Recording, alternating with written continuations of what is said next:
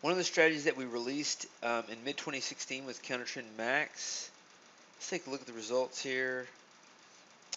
This is a strategy that uses all the same parameters for the E-mini S&P, E-mini NASDAQ, and E-mini Dow, as well as the E-mini DAX. Nice results. And then it struggled for a while. And so one of the things we've noticed is um, it is having a nice recovery since April. But one of the things we noticed that the profit target is holding this back. So look at these recent trades. Nice short trade, nice long trade. Let's take out the profit target and see what happens. Take a look at this again before we change the profit target. 11,043 average trade profit, and here is the equity curve. Watch what happens when we take out the profit target.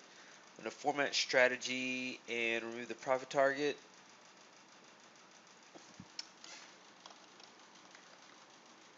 And you'll see the results improve vastly. Yeah, you nearly double the total net profit. Your average trade net profit is 75 now. It boosts by $30.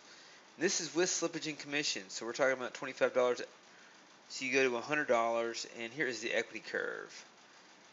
Granted, you get this huge boost in February when volatility spikes, and it captures some good turning points. But we're also in this type of market since the end of April are capturing some nice moves here as well. You see these last two trades, and then the short today on June 27th, which was interesting to have such wide-ranging reversals all of a sudden in this market. So Counter Trend Max is a strategy that can capture that.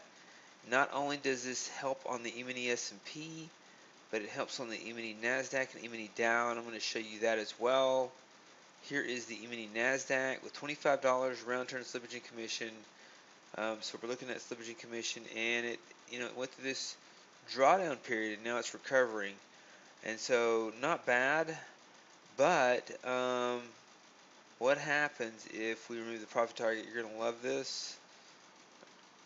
It will make you rethink having profit targets. $27 average trade profit goes to 87. And look at the equity curve. Wow. You go from 7,000 to 24,000. Massive, massive difference between not having a profit target and having a profit target. It lets you capture some huge moves. That's a hard move to catch right there. A very hard move to catch. But Counter Trend Max did it. So Counter Trend Max also took this trade here. That was not a bad trade. It's just we're day trading, and so what happens a lot of times on these short trades, they end up like this. Had you held it overnight, you would have had the profit. And a lot of times the market will move against where it's going to go overnight towards the end of the day, and you see that here. You see that here. It's down, and then boom, it pops up overnight. And so that is the E-mini NASDAQ. Huge difference when you remove the profit target. Let's take a look at the E-mini Dow.